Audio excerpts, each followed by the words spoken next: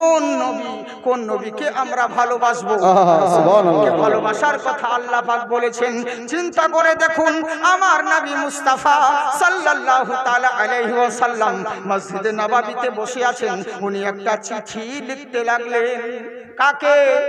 মুসলিমা বিন কাজ্জাবকে উনি একটা চিঠি লিখলেন। নবী আমার বললেন, শোনো, এই চিঠিটা তার দরবারে পৌঁছাতে হবে। কে আছো এমন বলো। যেমনই বলা, একজন সাহাবী ছিলেন, মাথায় খেজুরের ঝুড়ি ছিল, যায়েদ বিন হাবিব। উনি তাড়াতাড়ি করে মুখে খেজুর ভরেছিলেন। নবীর বলার সঙ্গে সঙ্গে সাহাবী বলছে, হুজুর লাব্বাইক ইয়া রাসূলুল্লাহ, আমি যাব। যেমন বলা, উনার মুখ থেকে খেজুর দুটো পড়ে গেছে। পাশের সাহাবী জিজ্ঞাসা করলেন, এই যায়েদ বিন হাবিব, অত কেন তাড়াহুড়ো তোমার? রাসূল যখন ডাক দিলেন, তুমি খেজুরটা খাওয়ার পরে তো, শেষ করার পরে তো ডাক সাড়া দিতে পারতে, এত তাড়াহুড়ো করে কেন ডাক দিলে? আমার সাহাবী বলছে, হুজুর গো, আমি যতক্ষণ খেজুর খেতাম, আর এই সুযোগে যদি আমার দায়িত্বটা অন্য কেউ নিয়ে নিত, আমার দ্বারা সম্ভব হতো না। এরই লেগেই আমি তাড়াতাড়ি খেজুর ফেলে দিলাম, যাতে নবীর ডাকে সর্বপ্রথম আমি লব্বাইক দিতে পারি। সুবহানাল্লাহ। বাহ বাহ। কেমন সাহাবীরা নবীকে ভালোবাসতেন, হ্যাঁ? চিন্তা করে দেখুন। কিন্তু আমরা তোর যে মুখে বলি ভালোবাসি, কিন্তু কাজের কাজ কিছুই করি না। শুধু মুখে বলবো নবীকে খুব ভালোবাসি, হ্যাঁ, কিন্তু কাজের সময় কেউ নয়, বুঝলেন? নবীর জন্য একটা রাত আমরা কুরবানি করতে পারি না, কিন্তু নবীর জন্য মুখে বলি জান কুরবানি করে দেব। ওরকম মুখে বলা ভালোবাসলে হবে না বাবজি। প্রকৃত যেই ভালোবাসার প্রয়োজন, সেই ভালোবাসতে হবে আমাদেরকে। কিন্তু আমরা হচ্ছি তা কি? সবই দুনিয়াটা হয়ে গেছে উল্টো। যেটা বলি তার উল্টোটা হয়, সবকিছু উল্টো হয়ে গেছে, বুঝলেন? আল্লাহ রসুল বলেন যে, শোনো, তোমরা বাপমার পদতলে জান্নাত, বাপমার সেবা করো। কিন্তু আমরা করি কি? আমাদের কাছে বাপমাটাই বেশি ভারী হয়, হয় না? বাপ মাই বেশি ভারী হয়ে যায়। আচ্ছা, তাহলে শুনুন, একটা লোকের চারটে ছেলে, ভুল করে ওর ছেলে ঘুমের ওষুধ খেয়ে নিয়েছিল। বাবাটা ভুল করে ঘুমের ওষুধ খেয়ে বাবা অজ্ঞান হয়ে গেছে। এবার ছেলেগুলো এসে ধাক্কা ধুক্কি মেরেছে। যখন দেখছে বাবার সারা শব্দ নাই, বাবা হয়তো পটল তুলেছে, এদিকে বড় ভাই যুক্তি করছে, এক কাজ কর, বলে কি, বাবা তো মারাই গিয়েছে রে, তো এক কাজ কর, বাবা তো অনেক জমি জায়গা টাকা পয়সা রেখে গিয়েছে, তো দামি কাঠ দিয়ে বাবাকে পোড়াবো, চন্দন কাঠে পোড়াবো। তো দ্বিতীয় ছেলে বলছে, অত কষ্ট করে কি লাভ, বাপ তো মারাই গিয়েছে, পুরাতন বটের গাছটা আছে, চল নিয়ে গিয়ে পুড়িয়ে দেবো। তো তৃতীয় ছেলেটা বলছে, অত কষ্ট করে কি লাভ, বাপ তো মারা গেছে, তো একটা অটো ফটো ভাড়া কর, শ্মশানে তো নিয়ে যেতে হবে, একটা টেম্পু ভাড়া কর। তো ছোট ছেলে বলছে, কত কষ্ট করে কি লাভ, বাপ তো মারাই গেছে, সাইকেলের ক্যারিয়ারে বেঁধিলে পিছনে তালায় ঝুড়ি ওই নিয়ে চলে যাবে। এদিকে ওর বাবার জ্ঞান ফিরে গেছে, আর বাবা বলছে, তোদের অত কষ্ট করে কি লাভ, আমি হেঁটে গেছি, আমাকে পালায় না, খাওয়া দাওয়া চলছে, খাবারগুলো নষ্ট হবে, খাওয়া দাওয়া করে যাবে। আপনাদের খাবার দাবার আছে, সকলের জন্য খাবারের ব্যবস্থা আছে, ওদের খাবার দাবার চালু আছে, হালকা হালকা খাচ্ছে, যিনারা খাননি তারাও জানতে অসুবিধা নেই, সবাই না, এক এক করে সবারই জন্য খাবার ব্যবস্থা হয়েছে, ইনশাআল্লাহ সবাই খেয়ে যাবে। আর তার থেকে মেন বিরিয়ানি খাবার তো আমি দেবো, দাঁড়ান, কেবল তো মুখ খুলছি, বুঝেছেন? বস্তার তো মুখ খুলছি, হ্যাঁ। মানে ব্যাপারটা হচ্ছে কি, আমি তো রেগুলার বক্তব্য নয়, আমি পেশাওয়ার বক্তাও নয়, বুঝলেন তো? আমি খুব প্রোগ্রাম কম করি, মাঝে মধ্যে, আগেও কম করতাম, এখন আপনাদের এলাকায় সবাইকে পাবেন, কিন্তু আমাকে পাবেন না, খুব কম, মাঝে মধ্যে, বুঝলেন তো? জালসার অভাব হয় আপনাদের দিকে, প্রত্যেকটা গ্রামে জালসা, হ্যাঁ, বছরে 3টা 4টা 5টা করে জালসা হচ্ছে, কিন্তু আমাদেরকে দেখতে পাবেন না সব জায়গায়, মাঝে মধ্যে এক একটা জায়গায় ভুলে ভাবতে মিস কলের মতো। তো এই হচ্ছে ব্যাপার। তেরই লেগে বলছি বাবজি, শোনো, আর অনেক দিন নেই, যার জন্য একটু মানে প্রবলেম হবে, তো চিন্তার কোনো কারণ নেই, অসুবিধা নেই, সব ঠিক হয়ে যাবে। তার জন্য না, একবার হাত উঠিয়ে বলেন আল্লাহু আকবার। আল্লাহু আকবার। সবাই উঠাচ্ছেন না, ভোট হলে আপনারাই তো লুঙ্গি তুলে বলবেন তখন, ইনকলাব জিন্দাবাদ, বডি থাকবে মাথা বাদ। ওরকম করলে হবে না, যে হাত আল্লাহ রসুলের নামে উঠে, ওই হাতে কোনোদিন লাকুয়া পড়ে না। হাত উঠিয়ে বলেন, ইয়া রাসূলুল্লাহ, মাশাআল্লাহ, জিন্দাবাদ থাকুন। এরই লেগে তো বলে, হে নো পেনে से की मगर बोल रहा है, नो पेने से की मगर बोल रहा है, गर्दन से जुदा होके भी सर बोल रहा है, गर्दन से जुदा होके भी सर बोल रहा है। यूं पेड़ बुलाने से भी बोला नहीं करते, यूं पेड़ बुलाने से भी बोला नहीं करते, सरकार सरकार बुलाए तो शजर बोल रहा है, सुभान अल्लाह, वाह, वाह। बुलाए तो शजर बोल रहा है, गर्दन से जुदा होके भी सर बोल रहा है। তাই আমার নবী মুস্তাফার সাহাবী করলো কি, বলে লাব্বাইক ইয়া রাসূলুল্লাহ, আমি চিঠিটা নিয়ে যাব। সাথেতে চিঠি দিলেন। চিঠিটা করলো কি, সঙ্গে করে ঘোড়ার পৃষ্ঠে চড়ে গরিব সাহাবী আমার করলো তাকে নবীর মোহাব্বতে যখন ঘোড়ার পৃষ্ঠে চলতে লাগলো, এমন শান ও শওকতের সঙ্গে মনে হচ্ছে বিশাল বড় রাজা বাদশা যেতে আছে। উনি করলো কি, কয়েকদিন পথ অতিক্রম করে মুসলিম বিন কাজ্জাবের দরবারে যখন পৌঁছালেন, পৌঁছানোর পরে আমার নবী মুস্তাফার দেওয়া চিঠিটা তার দরবারে নেজাকে গেড়ে দিয়ে বললেন, শোনো, আমি মক্কা থেকে এসেছি, আল্লাহর রাসূল তোমার জন্য এই চিঠিটা পাঠিয়েছে। এ বলল, আমি ওই নবীর চিঠি মানব না, আমি ওই নবীর চিঠি হাতে দেব না, তুমি এনেছো, তুমি চিঠিটাকে। আমার সাহাবী করল কি, ওই দরবারে ভরা মজলিস, হাজার হাজার লোক রয়েছে, ওই রাজ দরবারে মুসলিমের কাজ্জাবের দরবারে আল্লাহর রাসূলের সাহাবী চিঠি পড়তে লাগলেন। বিসমিল্লাহির রহমানির রহিম, ওই আল্লাহ যিনি পরম দয়াময় ও দয়ালু দাতা, আল্লাহর নামে শুরু করতেছি, যিনি অতি মেহেরবান, ওই আল্লাহর নামে শুরু করতেছি। এই চিঠিটা হলো মুসলিম বিন কাজ্জাবের জন্য। যেমন এই কথা বলা সঙ্গে সঙ্গে মুসলিম কাজ্জাব বলতে আছে, খবরদার, কাজ্জাব মানে হচ্ছে ঝুটা, মিথ্যেবাদী, তুমি এই নামটা ওয়াপস নাও, এই নামটা ঘুরিয়ে বলো, এই নামটাকে কেটে দাও। সাহাবী আমার বলছে, শোনো, এই নামটা কোনো মোল্লার লেখা নয়, রাসূলুল্লাহর লেখা। আমার নবী যেটা বলেছেন সেটা পাথর লকির হয়ে যায়, আমার নবীর জবান দিয়ে যেটা বের হয়ে যায় সেটা কখনো মিথ্যে হতে পারে না। সূর্য পশ্চিম দিকে, পূর্ব দিকে উঠতে দ্বিধাবোধ করবে, চন্দ্র করলোটা কি পশ্চিম দিকে উদিত হওয়ার দ্বিধাবোধ করবে, কিন্তু জেনে রাখো, আমার নবী মুস্তাফার জবান দিয়ে যেই কথা বেরিয়ে যায় ওই কথা কোনোদিন নড়চড় হবে না। তখন রাজা বলতে আছে, মুসলিম বিন কাজ্জাব বলতে আছে, খবরদার, সাবধান হয়ে যাও, আমার দরবারে এসে আমার বিরুদ্ধে কথা বলছো, তোমার কি ভয় লাগে না? বললে, শোনো গো, যারা নবীর কলমা পড়ে নিয়েছে তারা দুনিয়ার কোনো মোল্লাকে ভয় করে না। বেশ, সুবহানাল্লাহ। যারা নবীর কলমা পড়েছে তারা দুনিয়ার কোন মোল্লাকে ভয় করে না। এতে বললো, বিশাল ব্যাপার রে, একে এত ভয় দেখাচ্ছি, আমার দরবারে এসে আমার সামনে আমার বিরুদ্ধে কথা বলছে, এটা কেমন?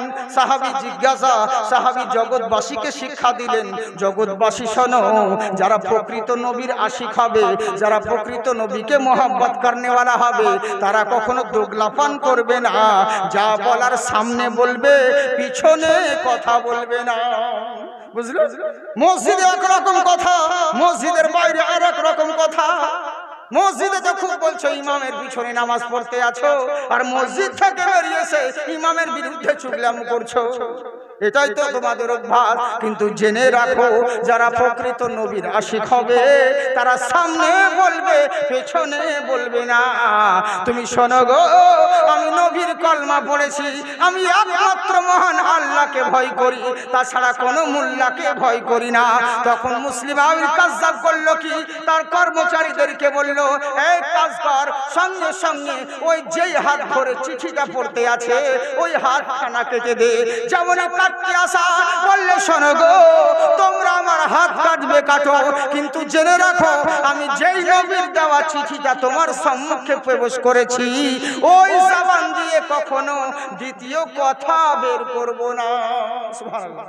চিন্তা করতে পেরেছো কেমন? আমরা হলে কি করি, বলে জান বাঁচানো ফরজ, এখন যেমন তাই মিলা দেবে, বিপদে পড়লে বুঝেছে, বিএসএফ কে সবাই বাপ বলতে দেয়। হ্যাঁ, খুব বিপদে এখন পড়েছে, কি করবে, উপায় না। হ্যাঁ, হিকমতে কাজ চালায়। কিন্তু সাহাবীদের আদর্শ কেমন, আহার কেমন নবীকে ভালোবাসেন। আর কেনই বা বাসবে না, কেনই বা বাসবে না, নবীর মতন কেউ হয়নি আর কেউ হবে না। এরই জন্যই তো বেধর্মী গায়ের মুসলিমদের কিতাব পর্যন্ত বলে ওম বেশারা মহালক্ষ্ম দয়ামতি ওম নমস্তস্যৈ গিরধরম পথোদয়া হেমাংশু পথোদয়া নমস্তে নর্মদা মুহাম্মাদা। পৃথিবীর বুকে জেনে রাখো তোমরা যতই ছুটে বেড়াও না কেন আর যেই দিকে যাও না কেন জিন্দেগিতে ইহ জগতে এবং পর জগতে যদি মনে করো সাকসেসফুল হব, যদি মনে করো কামিয়াব হব, যদি মনে করো লাভবান হব, তাহলে কোনো মোল্লার চর্চা করে লাভ নেই। হিমাংশু পাঠোদয়া হেরি চর্চাও পৃথিবীর বুকে কোনো মোল্লার চর্চা করে লাভ নেই। একমাত্র ওই মহান নবীর যদি চর্চা করতে পারো এখানেও লাভবান হবে, ওখানেও কামিয়াব হবে। যদি মনে রাখো তুমি মরার পরেও তোমার চর্চা দুনিয়ার মানুষ গাইবে, তো বেঁচে থাকাকালীন নবী মুস্তাফার চর্চা করে যাও, গোলামি করে যাও, দুনিয়ার মানুষ তোমার চরণে প্রণাম করবে। বুঝতে পারলেন কেমন কথা? কোন নবী কার কথা বলা হয়েছে শোনো। আসফু মাহা ওম নমস্তস্যৈ বিদ্যশ্বরী মাহা পূর্মিদয়হা চন্দ্রিমা কুণ্ঠকারিয়ান্নকা। এই যে ভাষা তালফুজের মধ্যে বহুত ভাগ আছে, শুধু অঙ্গং চং বলে দিলে চতুর্বেদী হওয়া যায় না, বুঝেছেন তো? ওই দু চারটে মন্ত্র পড়ে দিল আজকাল খুব আমিরুল ইসলামের নকল, অমুক ইসলামের নকল, শুধু নকলেই চলছে। কিন্তু এর লেগে আমি করে আমি হেভি চালাক মাল, আমি হেভি চালাক, আমি সংস্কৃত পড়ি কিন্তু উল্টো পাল্টা পড়ি। মানে কেমন বলুন তো? আলহামদুলিল্লাহি রাব্বিল আলামিন আর রহমানির রহিম মালিক ইয়াউমিদ্দিন, তার জামা হবে আলহামদুলিল্লাহি রাব্বিল আলামিন থেকে। কিন্তু আমি কেমন সংস্কৃত পড়ি জানেন তো? আর রহমানির রহিম থেকে শুরু করি, আলহামদুলিল্লাহি রাব্বিল আলামিন উল্টো করে পড়ি। কেন? যখন অন্য কেউ পড়বে তখন ধরে নেব এই মাল আমারই নকল করছে, বুঝলেন তো? কেউ আর ডুপ্লিকেটও করতে পারবে না। যদি কেউ বাঞ্চাস ধরে লাই, আচ্ছা বলো তো দেখি এটা কেমন হবে? বলে কি, আচ্ছা চতুর্বেদী সাহেব রাজা দশরথের কখন হয়েছিল? মা দুর্গা বনবাসে কেন গেছিল? মা কালী পূজা কবে থেকে শুরু করা হলো? শ্রীরাম মোহন কতদিন বনবাসে ছিল, কেনই বা গেছিল? এগুলো বলো যদি চতুর্বেদী হও তো। আর সংস্কৃত একবার পড়ে দেখাও তো, তখন তো 12টা বাজবে। খালি সোনা জিনিস ওই দুটা মন্ত্র, হরতি পাপম ইলাহা পরম পদম, নবীর বাপের নাম আব্দুল্লাহ, নবীর মার নাম বিষ্ণু, মা সুমতি, নবীর বাপের নাম ওম বিষ্ণু যশস্যাহে সমগ্রহে মহালক্ষ্ম দয়ামতি পূর্ণিদয়হা। শুধু এইগুলো সুবহানাল্লাহ, বাহ বাহ, এগুলোই শুধু এই দু চারটা মন্ত্র হবে। এগুলো বেদেরও কথা নয়, পুরাণেরও কথা নয়, এটা একটা চটি ওই উপদেষ্টার কথা, বুঝলেন? কিন্তু তারাই কত সুন্দর বলছে দেখুন ঋগ্বেদ, ওম চন্দ্রিমা কুণ্ঠকারিয়ান্নকা ওমকার কারুলামা। পৃথিবীর বুকে হে বৎসরা ওই যে মহামানবের কথা তোমাদেরকে বলা হয়, এতদিন ধরে শুনে আসছো, যার জন্য মহান সৃষ্টিকর্তা চতুর্ভুজ ভূমণ্ডলম, পৃথিবীর বুকে ভূমণ্ডল তৈরি করেছেন, তাম দুনিয়াকে সৃষ্টি করেছেন। ওই মহামানবটাকে তোমরা কেউ ভেবে নিয়েছো কোন শ্রীরামচন্দ্র হবে, তোমরা কেউ ভাবছো শ্রী লক্ষণ হবে, তোমরা কেউ ভাবছো শ্রীকৃষ্ণ হবে। কিন্তু শুনে রাখো উনি কে হবে? উনি এমন মহামানব হবে ওম চন্দ্রিমা কুণ্ঠকারকা। পৃথিবীর বুকে দুনিয়াতে আগমন হওয়ার পরে, দুনিয়াতে আগমন হওয়ার পরে নিজের আঙ্গুলের ইশারাতে আসমানের চন্দ্রকে দু টুকরা করে দিবে। জেনে রাখো ওই আসমানের চন্দ্র দু টুকরা কোন দেবতা করেনি, আমার রাসূলুল্লাহ করেছে, বুঝলে? আমার রাসূলুল্লাহ করেছেন। কেমন নবী, কোন রাসূল চিন্তা করো, নবীর কেনই বা প্রয়োজন হলো? বলে শুনে রাখো ওম বহুরমতি দেবস্তুতে পধারিত ভূমণ্ডলী। পৃথিবীর বুকে এক ঈশ্বরের ইবাদত করতে করতে যখন অনেকগুলো মানুষ ইবাদতের জায়গা বুঝে নিল, কাউকে দেখছি গঙ্গার পূজা করে, কাউকে দেখছি অমুক দেবতার অনুসরণ করে, নানান জনা যখন নানান রকম দেবতাকে অর্পণ করতে লাগলো, পূজা পাঠ শুরু করতে লাগলো, তখন করলো কি? অন্তিম মহারিষি বহুরমতি দেবস্তুতে যখন এক আল্লাহর ইবাদত করতে করতে বহু মোল্লার ইবাদত করতে লাগলো, শেষ বেলায় অন্তিম মহারিষিকে পৃথিবীর বুকে পাঠানো হলো। বলে তুমি যাও আর গিয়ে সবাইকে বলো, হে বৎসরা ওঙ্কারা ইয়াকাম্মা বিরহাম্মা দ্বিতীয় নাস্তি, তোমরা যাদেরকে অনুসরণ করছো এরা কেউ তোমাদের সৃষ্টিকর্তা নয়, পৃথিবীর সৃষ্টিকর্তা কেবলমাত্র এক আল্লাহ। ওঙ্কারা ইয়াকাম্মা বিরহাম্মা দ্বিতীয় নাস্তি, একটাই ভূমণ্ডলের মালিক, যার দ্বিতীয় কোনো কেউ নেই। তবে জেনে রাখো ওই আল্লাহকে আমাকে পেতে হলে পরে কাউরির দরকার নাই। আমি গুরু মূর্তি ভক্তেশ্বরী মহানাভম তোমাদের নিকটে মহান স্রষ্টার তরফ থেকে একজন মহান গুরু আবির্ভাব হয়েছে। উনাকে ভক্তি সহকারে ওই মহান নবীকে মানলে পরে মহান আল্লাহকে মানা হয়ে যাবে। বুঝতে পারলেন তো? হ্যাঁ, কিন্তু আবার কি বলছে শুনুন, কোটি কোটি পরমানতং অপনীত অতি সুন্দরম। পৃথিবীর বুকে তুমি কি ভেবে নিয়েছো যে সে নবী হয়ে যাবে? না না না, নবীর মতন কেউ হবে না। কোটি কোটি রকমের সৃষ্টি জগতের বুকে আছে, কিন্তু কাউরির সঙ্গে কাউরির উদাহরণ দিবে নবীর মতন হয়তো এই লোকটা, নবীর মতন এই জিনিসটা, বিশ্ব নবীর সঙ্গে কারো তুলনা করবে জেনে রাখো আমার নবী মুস্তাফার মতন কেউ হয়নি আর কেউ হবে না। উনি এমন সুন্দর হবে গো, মহান স্রষ্টা উনার মতন কাউকে সৃষ্টি করে নাই। বলে কেমন করে? হযরতে আব্বাস বলছে ভাতিজা শোনো। বলে বলো চাচা। বলছে নবী গো, তোমার মতন অনেক ছেলেকে দেখেছি, তোমার মতন কাউকে দেখিনি। বলে তাই নাকি? বললে হ্যাঁ। বলে ভাতিজা শোনো, তোমার আব্বা যখন দুনিয়া থেকে বিদায় নিয়ে নেয়, তোমার মা রাস্তায় চলতো, পাড়ার লোকেরা অভিযোগ করতে আসতো, এ আব্দুল মুত্তালিব। বলে বলো কি হয়েছে? বলে তোমার বৌমাকে একটু সাবধান করো। বলে কি সাবধান করব? স্বামী মারা গিয়েছে, একটু তো ইদ্যত পালন করতে হবে, একটু তো সাবধানে চলাফেরা করতে হবে। বলে আমার বৌমা কি এমন খারাপ কাজ করলো? বলে রাস্তা দিয়ে যায়, দামি দামি সেন্ট ব্যবহার করে, আতর ব্যবহার করে। বলে তাই নাকি? বললে হ্যাঁ। আমি দাঁড়াও দেখছি। মা আমিনা আসার পরে জিজ্ঞাসা করলো, মা জননী তোমার স্বামী মারা গিয়েছে, একটু তো এখন সাবধানে চলাফেরা করো, পাড়ার লোকেরা উল্টো পাল্টা কথা বলে। আমি হলাম মক্কার মুতাল্লি, আমার বাড়িতে ভুল হলে অনেক রকম অভিযোগ আসবে, এরকম করো না মা। বলে আব্বা কি আমি দোষ করেছি? বলে তুমি নাকি ভালো ভালো আসামি দামি সেন্ট ব্যবহার করো, ভালো ভালো আতর ব্যবহার করো।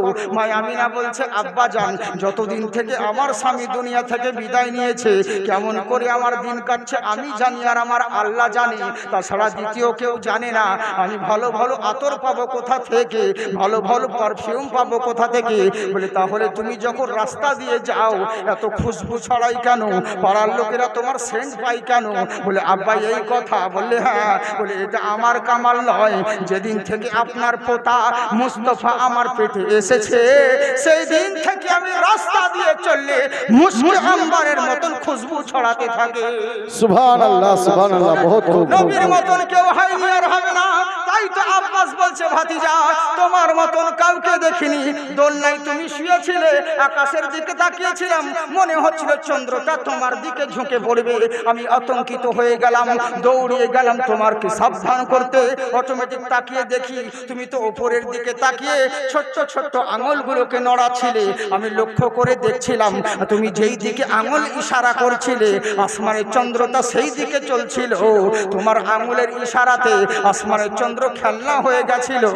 আজকের বৈজ্ঞানিকরা আরব খারব ডলার খরচা করে চাঁদে গেছিল কিসের জন্য? কামিয়াব হওয়ার জন্য, যাতে ইতিহাসের রেকর্ড থেকে যাবে চাঁদে কেউ যেতে পারেনি, আমেরিকার বৈজ্ঞানিক গিয়েছে, নাসার বৈজ্ঞানিক গিয়েছে। এই লাভবান হওয়ার জন্য আরব খারব ডলার খরচা করে এরা চাঁদে গেছিল। কিন্তু চাঁদ এদেরকে দেখে হাসবে আর বলবে তোরা এত বড় সায়েন্টিস্ট, এত বড় বৈজ্ঞানিক, কিন্তু তোদের মতন মূর্খ আর কেউ নয়। বলে কেমন করে? আরব খারব ডলার খরচা করে, crore crore million million dollar খরচা করে লাভবান হওয়ার জন্য এত কষ্ট করে চাঁদে এসেছি। আবে তার কাছে কেন গেলি না যার আঙুলের ইশারাতে আমি আমার কলজেকে ছিঁড়ে দিয়েছি? সুবহানাল্লাহ। তার কাছে কেন গেলি না যার আঙুলের ইশারাতে আমি খেলনা হয়ে গেছি? কামিয়াবি লাভবান পাওয়ার জন্য নবী মুস্তাফার দরবারে গেলে পরে আসল কামিয়াবি পাওয়া যাবে। তাই আব্বাস বলতে ভাতিজা শোনো, আমি দেখেছি তোমার মতন কেউ হয়নি আর হবে না। আব্দুল মুত্তালিব বলছে আব্বা শোন। বলে কি হয়েছে আব্বা গো? বলে আমি তো মক্কার মুতাল্লি, আমার দেশে ইয়ামান থেকে, জর্ডান থেকে, মিশর থেকে, শাম থেকে, নানান দেশ থেকে সব তওয়াফ করতে আসে, মক্কার মেলাতে আসে, কাবা তওয়াফ করতে আসে। বহু ছেলেকে দেখেছি, বহু মানুষকে দেখেছি, কিন্তু আমার পোতার মতন কাউকে দেখিনি। বলে তাই নাকি? বললে হ্যাঁ। এদিকে জিবরিল আমিন নবীকে বলছে হুজুর শোনেন। বলে কি হয়েছে? আপনাকে একটু মিলাদ শোনাচ্ছি। বলে বলো কি বলতে আছো? বলে হুজুর নূহ নবীকে দেখেছি পাথর মারতে দেখেছিলাম, দাউদ আলাইহিস সালামকে দেখেছি জাবুর তেলাওয়াত করতে, আমি মুসা নবীকে দেখেছি ইলমা পড়তে, আমি ঈসা আলাইহিস সালামকে দেখেছি মারিয়ামের সঙ্গে মাঝে থেকে ভূমিষ্ঠ হওয়ার পর মানুষের সঙ্গে কথা বলতে, ইউসুফ আলাইহিস সালামকে দেখেছি ওই কুয়ার মধ্যে, ইব্রাহিম নবীকে দেখেছি নমরুদের অগ্নিকুণ্ডে।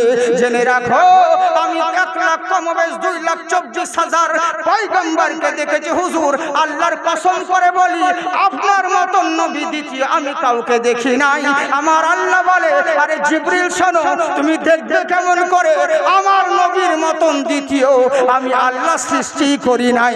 তাই বলছি শোনো, কোটি কোটি ফরমানতাং আফাইনি তো অতি সুন্দরম, পৃথিবীর বুকে কোটি কোটি রকমের সৃষ্টি পাবে কিন্তু নবীর মতন সৃষ্টি কোনোদিন কোথাও খুঁজে পাবে না। ওম পূর্মিদয়োহা নমস্তস্যৈ নমস্তস্যৈ। উনি এমন মহামানব গো, উনি এমন মহান নবী গো, উনার আদর্শ, উনার আখলাক, উনার চরিত্র নিজের জিন্দেগির সঙ্গে যদি মিলাতে পারো এখানেও কামিয়াব হবে, ওখানেও স্বর্গ পাবে। বুঝলে? সুবহানাল্লাহ বলেন। বলবো না ছেড়ে দিব? কতক্ষণ বলবো? সারা রাত? হ্যাঁ বাপের মাল তো সারা রাত। জি জি জি, আপনাদের জাজবা খুব ভালো, তার লেগে আপনারা ভালো মানুষ গো। আর সত্যি তো আমরা তো ভালো মানুষ, আমরা আশরাফুল মখলুকাত, শুধু জুতো চুরি করি তাই, বাকি আমাদের মতন ভালো আর কি আছে? এক লোক বলছে আমার 4টা ছেলে, কিন্তু সব ছেলে কথা বলতে পারবো না, কিন্তু ছোট ছেলে আমার খুবই ভালো ছেলে। বলে তাই নাকি? বলে হ্যাঁ। বলে ছোট ছেলে খুবই ভালো? বলে হ্যাঁ। বলে আমার ছোট ছেলেটা কিচ্ছু করে না গো।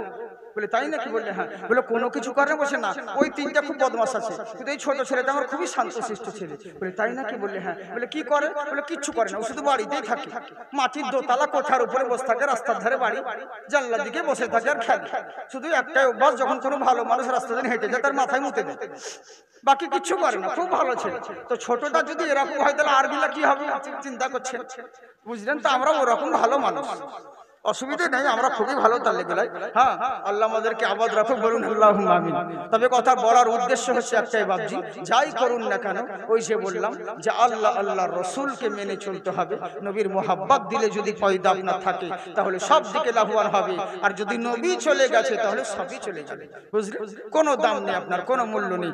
সময় অনেক হয়ে যাচ্ছে, আমি আপনাদেরকে তাড়াতাড়ি করে বলছি, ধীরে ধীরে বললে পরে মানে ধরুন ঘুমিয়ে যাবেন, যদি ধীরে ধীরে বলতে চাই তাহলে ঘুমিয়ে যাবে, এলাকে একটু তাড়াতাড়ি করে বলার চেষ্টা করছি, বুঝলেন তো, যাতে আপনাদের ঘুমটা না আসে। এদিকে খাওয়ার ব্যবস্থা আছে, আর যদি সুর করে একদম মানে ধরে নি তাহলে তো একদম যা আছে ওখানে ঝুলবে, ওরকম যেন না হয়।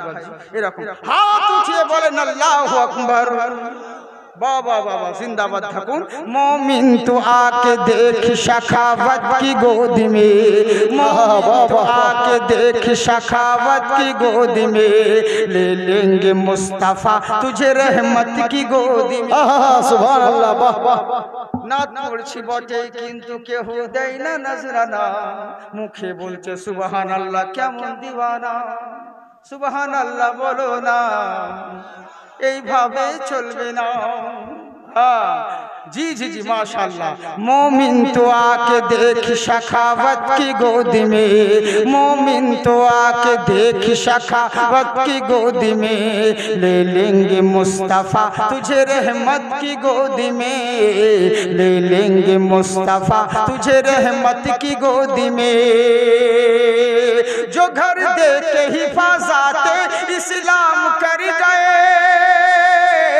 जो घर दे के हिफाजत इस्लाम कर गए, वो सो रहे हैं चैन से जन्नत की गोदी में। सुभान अल्लाह, सुभान अल्लाह। सो रहे हैं चैन से जन्नत की गोदी में।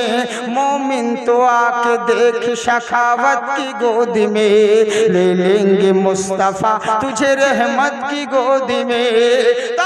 নবী মুস্তাফার মতন কেউ হয়নি আর কেউ হবে না।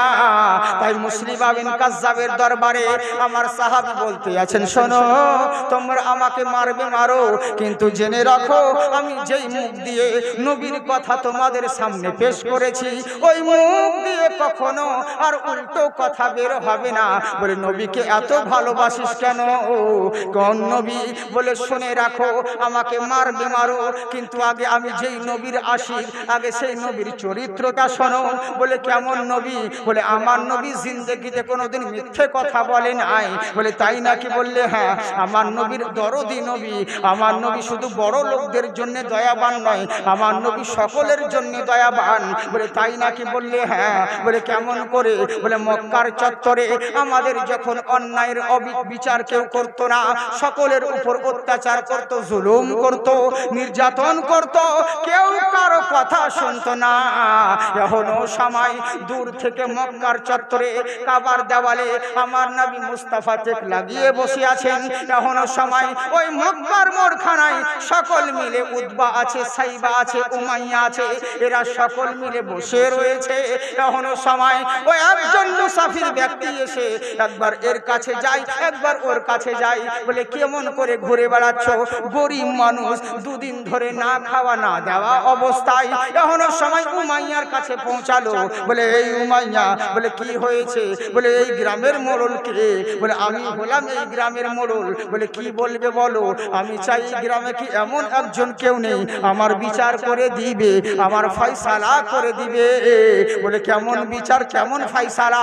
বললে শোনো, আমার একজন উট খরিদ করেছে, আমাকে পয়সা দেবো বলে আজকে 2 দিন হয়ে গেল। এখন সকাল বেলায় গেলে বলে দুপুর বেলায় দিচ্ছি, দুপুর হলে বলে সন্ধে বেলায় দিচ্ছি, আজকে 2 দিন হয়ে যাচ্ছে আমার পয়সা দিচ্ছে না। এমন কি কেউ নেই আমার বিচার করে দিবে? বললে আচ্ছা বলো তো দেখি কে সেই লোকটা, কার কথা বলছো? তখন সেই ব্যক্তি বলছে, এই মক্কার বুকে একটা লোক রয়েছে যার নাম হলো আবু জাহেল, সে আমার মাল নিয়ে আমার পয়সা ফেরত দেয় নাই।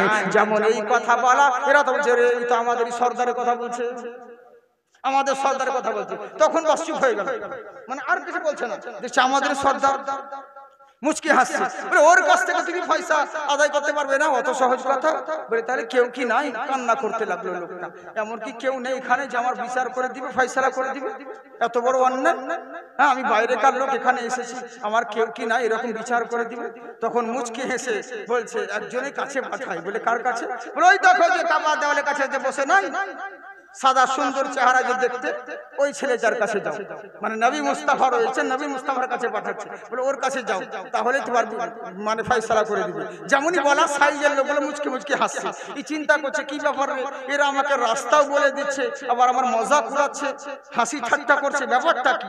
আসলে এরা ঠাট্টা করছে যে আবু জাহেল তো বহু ষড়যন্ত্র করলো আব্দুল্লাহর বেটা মুস্তাফাকে মারার জন্য, কিন্তু কোনোদিন তো হলো না।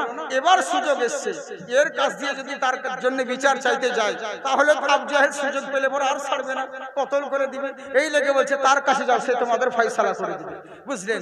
ই করলো কি বেচারি, কানতে কানতে এসে মুখ মঞ্চার করে এসে নবী মুস্তাফার কাছে এসে বলে এই প্যারি সুরাত আল্লাহ, এত সুন্দর চেহারা, নবী তো নাম জানে না। বলে এই সুন্দর চেহারাবান পুরুষ। বললে কি হয়েছে? বললে আমি তোমার কাছে একটা আরজি জানাতে এসেছি। বলে কি আরজি? তুমি আরজি জানাবে পরে, কিন্তু তোমার মুখ চোখ দেখে তো মনে হচ্ছে তুমি না খাওয়া না দেওয়া, আজকে 2-3 দিন থেকে মনে হচ্ছে তুমি কিছু খাওনি, তোমার মুখ চোখ শুকিয়ে গেছে। আসো চলো আমার ঘরে চলো, আগে তোমাকে খাবার খাওয়াবো, তারপরে তোমার কি কথা আছে সেইগুলো শুনবো। সুবহানাল্লাহ বলে। এ হচ্ছে নবীর চরিত্র, এ হলো নবীর আখলাক। আর আমরা করি কি? সুযোগ যদি পাই, মানে যার মাথায় তেল আছে তার মাথায় তেল বেশি করে দিই, বুঝলেন তো? আর যার তেল নেই তার মাথায় কেউ তেল দিতে চাই না। এই হচ্ছে আমাদের নিয়ম, বুঝলেন? শুধু মুখে বললে হবে না, নবীর আখলাক গুলোও নিজের চরিত্রের মধ্যে গঠন করতে হবে, তবেই না লাভবান হবে। বলে চলো আমার বাড়িতে। বাড়ি নিয়ে গেলেন, নিয়ে যাওয়ার পরে তিনাকে করলো তাকি, খেজুর এনে দিলেন, দুধ এনে দিলেন। খাওয়ানোর পরে বলছে বলো এবার তোমার আরজিটা কি? বলে আমার আরজি হলো একটাই, আবু জাহেল আমার ঘোড়া নিয়েছে, কিন্তু আমাকে পয়সা দেবো বলে আজকে 3 দিন হয়ে যাচ্ছে, কিন্তু আজকে আমার পয়সা কেউ ফেরত দেয় না। বলে তাই নাকি? বললে হ্যাঁ। বলে চলো আমার সঙ্গে। বুঝলেন? চলো আমার সঙ্গে। নবী মুস্তাফা করলেন কি, তার হাত ধরে নিয়ে চলে গেল আবু জাহেলের দরবারে। যেমনই আবু জাহেলের বাড়ি প্রবেশ করা, আবু জাহেল দেখা মাত্রই, তুই শেষ পর্যন্ত গরিব ছেলেকে ছাড়বি না, পরের তোর লোকের টাকা মেরে খাচ্ছিস, শেষ পর্যন্ত গরিব মানুষেরও হক মারছিস। যেমনই এই কথা বলা, আবু জাহেল থরথর করে কাঁপতে কাঁপতে এসে ভেতর থেকে টাকা বের করেছে, তার হাতে তুলে দিলেন। তুলে যেমনই দেওয়া, ওই লোকটা মুচকি হাসতে লাগলো। তখন বাইরে এসে আমার নবী মুস্তাফা বললেন, এই সাহাব, এই যুবক। বললে কি? বলে এবার আমার কাজ শেষ, এবার তুমি যদি আমাকে ইজাজত দাও তাহলে আমি যেতে পারি। বলে হে মহামানব, আপনার নামটা তো বলবেন। বলে আমার নাম জেনে কাজ কি? কাজ হয়ে গেছে তোমার, বাস, আমার নাম জেনে কি করবে? বললে না, আপনার যদি একবার নামটা জানতে পারতাম তাহলে খুবই উপকৃত হতাম। বললে শোনো, আমাকে সবাই মোহাম্মদ বলে ডাকে সাল্লাম। বলে তাই নাকি? বললে হ্যাঁ। বলে সত্যি আপনার দুশমনেরা বলেছিল যে নবীর কাছে যেও না, যারা নবীর কাছে যাবে তারা নবীর আপন হয়ে যাবে। আমি আর যেতে চাই না, আপনার হাত দিয়ে আমাকে কলমা পড়িয়ে মুসলমান করে নিন। সুবহানাল্লাহ। নবীর আখলাক, নবীর আদর্শ হলো, কেউ যদি বিপদে পড়ে তার হাত ধরে তাকে খালে ফেলে দিও না, বরঞ্চ তার হাত ধরে তার ফায়সালা করে দাও। এই হচ্ছে নবীর কিরদার, নবীর আদর্শ। কিন্তু আমাদের মধ্যে নবীর আদর্শ নেই, আমরা শুনেই যাই, বলেই যাই, কিন্তু কাজের কাজ কিছুই করি না। আর যখন এরই লেগেই তো দেশের পরিস্থিতি হচ্ছে এরকম। আজকে আমাদের দেশে এই বিপদ বলা মুসিবত হচ্ছে এইটাই কারণে। তাই বলছে শোনাও, আমার নবীর মতন কেউ হয়নি আর হবে না, এখন হচ্ছে আমার নবীর আখলাক। বলে তাই নাকি? বললে হ্যাঁ। বলে ও সব কথা মানবো না, তোকে কতল করে দিব। বলে ঠিক আছে করো। কাযযাব করলো তাকি, কর্মচারীদেরকে নিয়ে তার ডান হাতখানা যেমন কেটে দিয়েছে। বলে তোকে কি ভয় লাগে না? বলে কোনো মতেই ভয় লাগে না। উনি মুচকি মুচকি হাসতে আছেন। আবার করলো কি? আবার বললো এর বাম হাতটা কেটে দে। আবার যেমন বাম হাতটাকে কেটে দেওয়া, আবার সাহাবী মুচকি মুচকি হাসতে আছেন। বলে হাসছিস কেন রে? তোর কি ভয় হয় না? সাহাবী বলছে শোনো, আমানতু বিল্লাহি ওয়া মালাইকাতিহি ওয়া কুতুবিহি ওয়া রাসূলিহি ওয়াল ইয়াউমিল আখিরি ওয়াল কদরি খাইরিহি ওয়া শাররিহি মিনাল্লাহি তাআলা ওয়াল বাসি বাদাল মাউত। আমি ঈমান এনেছি আল্লাহর উপরে, আমি ঈমান এনেছি আল্লাহর রাসূলের উপরে, আমি ঈমান এনেছি আল্লাহর ফেরেশতার উপরে, আমি ঈমান এনেছি আল্লাহর কিতাবের উপরে, আমি ঈমান এনেছি আখিরাত দিবসের উপরে। খাইরিহি ওয়া শাররিহি মিনাল্লাহি তাআলা, ভালো মন্দ যা কিছু হয় সবই আমার তাকদীরের উপরে। আমার নসিবে যদি ভালাই লেখা থাকে কেউ কোনোদিন খারাপ করতে পারবে না, আমার নসিবে যদি খারাপ লেখা থাকে কেউ কোনোদিন ভালো করতে পারবে না। বুঝলেন তো? যদি তুমি মারতে হয় মারো, কিন্তু জেনে রাখো আমি ভয় কাউকে করিনি আর করব না। এরা চিন্তা করলো রে একে এত বোঝাচ্ছি কিন্তু কাজে আসছে না, এত বোঝাচ্ছি কিন্তু কাজে আসছে না কেন রে? বললে শুনে রাখো, আমার নসিবে আমার মরণ লেখা থাকলে কেউ বাঁচাতে পারবে না, আর আমার নসিবে যদি মরণ না থাকে কেউ কোনোদিন মারতে পারবে না। এরই লেগেই তো বলে সুখ দুঃখ সবারি আল্লাহর হাতে, নসিবের ফের বলো কে পারে খণ্ডাতে। সেই তো পারে সওদাগরে, সেই তো পারে সওদাগরে মিসকিন বানাতে। সুখ সবারি আল্লাহর হাতে, নসিবের ফের বলো কে পারে খণ্ডাতে। মোহাব্বতে জোরে বলেন সুবহানাল্লাহ। কে শোনো ও গো মুমিন শোনো,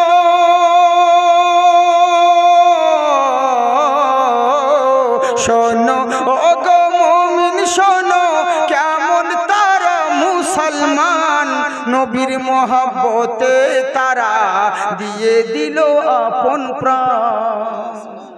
শোনো ও গো মুমিন শোনো, কেমন তারা মুসলমান নবীর মোহাব্বতে তারা দিয়ে দিল আপন প্রাণ। কেন জানেন? বলে যা হয় হোক না এই দুনিয়াতে, ওরে এর প্রতিফল পাবো রোজ হাসরেতে। সেই তো পারে সওদাগরে সুখ দুঃখ সবারি আল্লাহর হাতে, হ্যাঁ নসিবের ফের বলো কে পারে খণ্ডাতে, কে পারে খণ্ডাতে। তাই বলছে শোনো গো, আমার নসিবে যদি মরণ লেখা থাকে কেউ কোনোদিন মারতে পারবে না, আর আমার নসিবে যদি মরণ না থাকে কেউ কোনোদিন বাঁচাতে পারবে না। বলে ঠিক আছে, তোর কি প্রাণে ভয় হয় না? বললে না, ভয় করি না। বললে ঠিক আছে, কেন ভয় করিস না আর কেনই বা ভালোবাসিস? বলে শুনে রাখো, আমার নবীকে যদি ভালোবাসতে পারো মহান আল্লাহকে ভালোবাসা হবে। নবী ছাড়া দুনিয়ার বুকে কাউকে কোথাও খুঁজে না পাবে। আমার নবীর মতন দ্বিতীয় যদি কাউকে দেখতে পাও তাহলে বলে দাও, জেনে রাখো আমার নবীর মতন কেউ হয়নি আর কেউ হবে না। তুমি আমাকে কেন, আমার নবী মুস্তাফার জন্যে যখন কথা বলবে জেনে রাখো, আমাকে কেন শত শত সাহাবীকে যদি কুরবানি করে দাও জেনে রাখো নবীর জন্য নিজের জীবন দিয়ে দিবে, কখনো নবীর বেহুরমাতি করতে দেবে না। তখন করলো কি, পাশ থেকে সেনাপতিগুলো এরা নবীর বিরুদ্ধে উল্টো পাল্টা কথা বলতে লাগলো। অনেকজন অনেক রকম কথা বলা শুরু করে দিল। বলে শুনে রাখ, আমার নবীর পুরো জাতের কথা বাদ দে, আমার নবী মুস্তাফার একটা চুল মুবারককে যদি দেওয়া হয়, আমার নবী মুস্তাফার চুল মুবারকের বদৌলতে সারা পৃথিবী যদি বিক্রয় করে দিস, আমার নবী মুস্তাফার একটা চুলের সমান হতে পারবে না। ওরে বিশ্ব জগতে ঘুরলে যার জোড়া পাবে না, আমার নবীর মতো আর নবী হবে না। সুবহানাল্লাহ বলেন না। চিন্তা নাই, আর বেশিক্ষণ বলবো না। আমার আসলে মিডিলে বাবা ছিল, বুঝলেন তো, আমার এমনিতে শরীর অসুস্থ। হ্যাঁ, মিডিয়ামের দিকে দিলে তাও ঠিক ছিল, কিন্তু সব কিছুরই দরকার আছে। হুজুর যখন এসছেন এরই লেগে, হ্যাঁ, যেহেতু আমাকে আবার বহু দূর যেতে হবে, এগুলো তো ভাবতে হবে।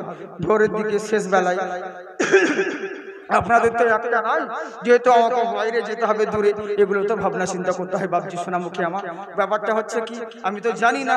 দুটো ড্রাইভার এনেছি, দুজন ওদের ঘুমাচ্ছে সামনে বসে, ওরা বাইরে যাবে, বুঝলেন, এই হচ্ছে সমস্যা, যার লেগে একটু টেনশন। যদি জানতাম এত তাহলে তো কোনো ব্যাপারই ছিল না, বুঝলেন। শেষবেলা তখন আরাম করে কোনো জায়গায় আরাম করে তারপর আসা হচ্ছে, খুব গন্ডগোল। তো যাই হোক, চিন্তা নেই, আল্লাহ যদি সুযোগ দেয় আবার অন্য সময় হবে, কি আছে। কিন্তু এই যে আমার উদ্দেশ্য কি জানেন, কাউরি দাওয়াত যদি নিয়ে থাকি, সে যত বড়ই আমার কষ্ট হোক আর যাই হোক, কিন্তু সেখানে হাজিরি দিব, হাজিরি দিব।